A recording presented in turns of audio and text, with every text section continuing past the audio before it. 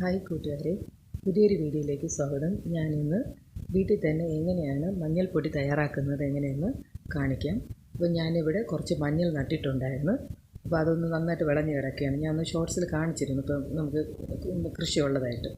അപ്പോൾ ഞാനിപ്പോൾ ഇന്ന് 2 റോയെ മാത്രമേ ഇപ്പോൾ എടുത്തിട്ടുള്ളൂ. അപ്പോൾ അതിൽ നിന്ന് എനിക്ക് ഇത്രയും കിട്ടിയിട്ടുണ്ട്.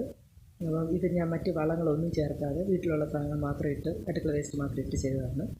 ഇനി ഈ കാണുന്നത് അതിൻ്റെ വേരും ഇതാണ് നമ്മൾ അടുത്ത വർഷം വിത്തായിട്ട് നമ്മൾ യൂസ് ചെയ്യുന്നത്. ഇതിനാണ് നട്ടാണ് അടുത്ത മഞ്ഞൾ ഇത് എടുക്കുന്നത്.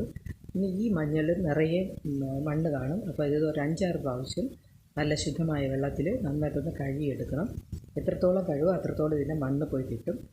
ഒപ്പം ഇത് കഴിഞ്ഞിട്ട് നമ്മളൊരു ഇഡ്ഡലി തട്ട് നന്നായിട്ട് ഒന്ന് വെള്ളം ഒഴിച്ച് തിളയ്ക്കാൻ വയ്ക്കുക. ഇതിൽ നമ്മൾ ഈ മഞ്ഞളെല്ലാം ഒന്ന് പറക്കി വെച്ചിട്ട് ഒന്ന് അടച്ച് വെച്ച് 20-25 മിനിറ്റോളം നന്നായിട്ടൊന്ന് വേവിച്ചെടുക്കുക, ആവി കയറ്റിയെടുക്കുക. എന്നിട്ട് ഇത് ഒരു 20 മിനിറ്റ് കഴിയുമ്പോഴത്തേക്ക് നമുക്കൊരു പപ്പടക്കോല് കൊണ്ട് ഇതൊന്ന് കുത്തി നോക്കുമ്പോൾ വളരെ നല്ല ഈസി ആയിട്ട് ഇത് കുത്തി ഇറങ്ങി പോവുകയാണെങ്കിൽ നമുക്ക് മനസ്സിലാവാം ഇത് വെന്തിട്ടുണ്ട്. മറ്റൊരു രീതി നമ്മളിതൊന്ന് പൊട്ടിച്ച് നോക്കുമ്പോൾ ഇതിനകത്തൊരു വല ഫോം ചെയ്യുകയാണെങ്കിൽ നമുക്കിത് വെന്തോ എന്ന് മനസ്സിലാക്കും. ഈ 2 രീതിയിലാണ് ഇത് വെന്തോ എന്നത് മനസ്സിലാകുന്നത്. ഇതിനെ ഇനി ഒന്ന് തണുത്തതിന് ശേഷം ഒന്ന് നമുക്ക് ഈ രീതിയിൽ വേണമെങ്കിലും നമുക്ക് ഇങ്ങനെ എടുത്ത് നമുക്ക് വെയിലത്തിട്ട് ഒരു 5-6 ദിവസം ഉണക്കി നമുക്ക് പൊടിക്കാൻ പറ്റും. പക്ഷേ ഇങ്ങനെ ഒരു പ്രശ്നം എന്ന് പറഞ്ഞാൽ നമുക്ക് പിന്നെ അത് മില്ലിൽ കൊടുത്തേ നമുക്ക് പൊടിക്കാൻ കഴിയുള്ളൂ.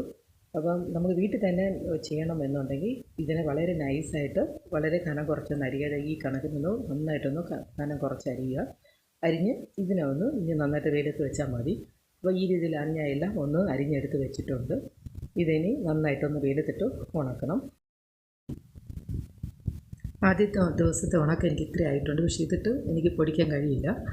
അതുകൊണ്ട് ഞാനൊരു 2 ദിവസം കൂടെ കഴിഞ്ഞിട്ട് ഇത് 3ാമത്തെ ദിവസത്തെ ഉണക്കാണ്. ഇത്രയും എനിക്ക് നന്നായിട്ടൊന്ന് ഉണങ്ങി കിട്ടിയിട്ടുണ്ട്. ഇനി വേറെ ഒന്നുമില്ല, നമുക്കൊരു മിക്സി ജാറിലിട്ട് നന്നായിട്ടൊന്ന് പൊടിച്ചെടുക്കാം. പൊടിച്ച് നല്ല ഫൈനായിട്ട് തന്നെ പൊടിച്ചെടുക്കണം. ഒരു 5-6 പ്രാവശ്യം ഇട്ട് പൊടിച്ചെടുക്കണം. തരികൾ വരുന്നതിനൊക്കെ വീണ്ടും ഇട്ട് നന്നായിട്ടൊന്ന് പൊടിച്ച് ഒന്ന് അരിച്ചെടുക്കുമ്പോൾ എനിക്ക് ഈ രീതിയിൽ കിട്ടിയിട്ടുണ്ട്. അപ്പം ഇതിനി സ്റ്റോർ ചെയ്യുന്നത് ഞാനൊരു സിപ്പ് ലോക്ക് കവറിലോ അല്ലെങ്കിൽ ഒരു ഫുഡ് ഗ്രേഡ് ആയിട്ടുള്ള ഒരു പോളിത്തീൻ കവറിൽ സീൽ ചെയ്തിട്ട് ഇത് ഫ്രീസറിലാണ് ഞാൻ സൂക്ഷിക്കുന്നത്. അപ്പോൾ ഇതിൻ്റെ ഡീറ്റെയിൽഡ് ആയിട്ടുള്ള ഒരു വീഡിയോ ഞാൻ എൻ്റെ ചാനലിൽ അപ്ലോഡ് ചെയ്തിട്ടുണ്ട്. എല്ലാവരും അതൊന്ന് കാണുക. ഇഷ്ടപ്പെടുകയാണെങ്കിൽ എല്ലാവർക്കും ഒന്ന് ഷെയർ ചെയ്ത് കൊടുക്കുക. ഇത് ഒന്ന് ലൈക്ക് ചെയ്യുക. ഇനി സബ്സ്ക്രൈബ് ചെയ്യുക. ഇനി പുതിയൊരു വീഡിയോയിൽ അടുത്തൊരു വീഡിയോയിൽ നമുക്ക് കാണാം. Okay, thank you friends.